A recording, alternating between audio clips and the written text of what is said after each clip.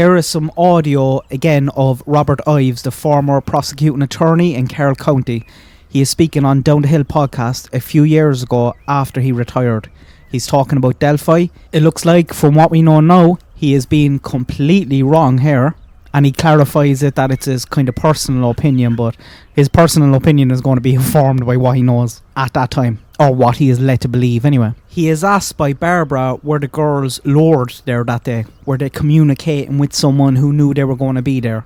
And this is what he said. A lot of people thought in the beginning that maybe they were lured there or had been communicating with somebody and had a meeting time or something, and that there could be a link like that. That seems unlikely to me. If you look at the overhead photos of this area, there was maybe one house that could look down and see the crime scene, and it's unlikely anybody would be there. But yeah, this was a daylight crime, it appears, almost certainly a crime during daylight, in an area where people could have come along, and I just can't see it as a big master plan. It'd be a crazy master plan. I think it's more a person committed a horrible crime and then they took off and nobody, or if anybody saw them, we haven't been able to pinpoint it. People were seen coming and going, and there are some witnesses that, and we may well have seen, and I say we, someone may have seen this person leaving the crime scene or going to the crime scene, but we've never been able to put that information together with enough evidence to show who that person was and that they committed this crime. I do not believe it was a planned crime.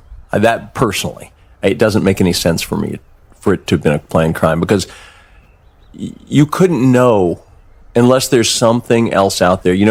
This luring thing, as I told you, and I hope the state police said this, I don't believe there's any evidence they were lured out there. I think they just decided to go for a walk. They were great friends. They just thought, it's a nice day, let's go walk the trail. I think that's all that happened.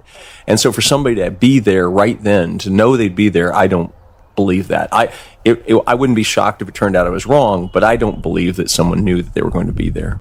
Kegan and Tony's house was raided on February 25th, 2017 by state police and the FBI. This is just 12 days after the murder of the girls. They were on them very fast. It looks like the probable cause in the search warrant affidavit is not directly related to the Delphi case. This raid came about from Annie Smith. I seen her refer to that, and it's not a real name, I'm just going to call her Annie Smith. Annie Smith is a girl who Libby had a sleepover in her house at the end of January. Annie Smith and Libby were both communicating with the Anthony Shots profile. Annie is also the girl who asked the Anthony Shots profile after the murders, hey, weren't you supposed to meet Libby that day? And he said, yeah, but she never showed. Annie then invited Anthony Shots over to the house. The Monday following the murders, she gets off the bus. There's a man in a ski mask looking through the window. The penny drops. Annie realises, calls the police, tells them what happened. The Kleins flee to Vegas the next day, on the Tuesday.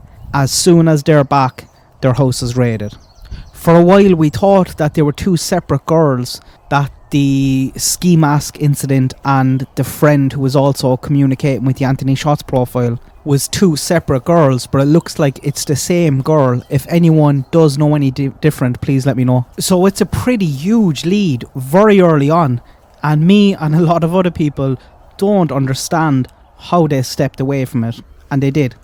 It wasn't until another 2-3 years later that they came back to it. Here's a screenshot from the probable cause affidavit. I'll link it down below. Most of it is redacted, but it's still some good details in there. This is also the doc that has the very peculiar comment about Kegan leaving and going back to Vegas.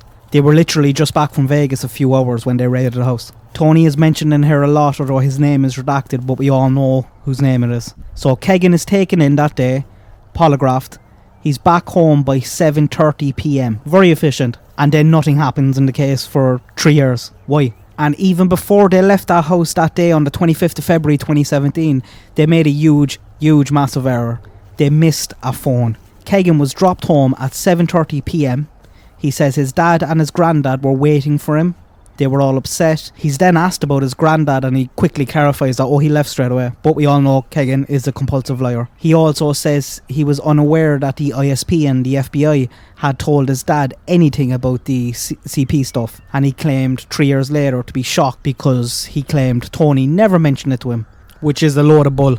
So house is raided by the FBI and the ISP Cyber's Crimes Unit. He's taken in, polygraphed, interrogated, home by 7:30. Less than 2 hours later, at 19 minutes past 9, Kegan started uninstalling and deleting apps on his iPhone 5C. An iPhone 5C that the cops did not find that day when they searched the house. How, in the name of God, can the FBI and the State Police for Cyber Crimes Unit raid a house and not find a device? I don't get it. Like, I thought there was simple technology for this. You could easily track down a device in a house. There's even dogs for this. How did they miss that? So he starts deleting apps at 19 minutes past 9. He's in a panic. This phone and getting data off this phone is a top priority. We already know about the CP stuff they have. The other devices weren't hidden, but this one was. Why was this one hidden? What's he worried about? What's worse than the stuff that they already have? Kegan, remember as well, would have been questioned about Delphi. We know that. And we know he knows Libby. Was this device connected to that? It's not the case, I don't think. Like, they can't get the conversations back. They might be able to see that, hey, these two profiles had a connection and communicated with each other, but I don't think they can get the actual conversations back at all from Snapchat. Unless someone saved them, and that I doubt very much anyone saved them. You'd call someone out. If someone saves your chat on Snapchat, you're like, what are you doing? Why are you saving this chat? Do you want to show someone? What are you doing? Delete it. The very next day, that device is still on someone's mind in that house, because at 1:12, someone uninstalled and deleted a Meet Me app. They then put Snapchat back on at 1:28, probably to make sure everything was deleted, and then they uninstall it again. The following day, 27th, Kegan calls the police and is like, you missed a phone, here, take this. But how the hell did they miss this the first time around? It must have been in the house. How well stashed was it? Was it in a car perhaps? But a search warrant, I assume, for a house is going to cover any vehicles attached to that house as well. I could be wrong on that though. Just a major F-up, and it's shocking to me that they missed it. What was on that device? Unfortunately, no, we'll probably never know. Certainly Kegan or someone in that house was very, very worried about it. And that's a major mistake. That's embarrassing for the FBI and Cyber Crimes Unit like that. That's very embarrassing. You're raiding a home for these devices and you miss one, an important one, that could lead you to information on the murder of 2 girls. But the second mistake is even bigger again. How the hell did they move away from Kegan and Tony? It's just puzzling, and it's not as if they didn't know about Tony early on, because they were asking Kegan a lot of questions about him. And no doubt they'd pull up his records straight away, all that stuff. Why move away from this?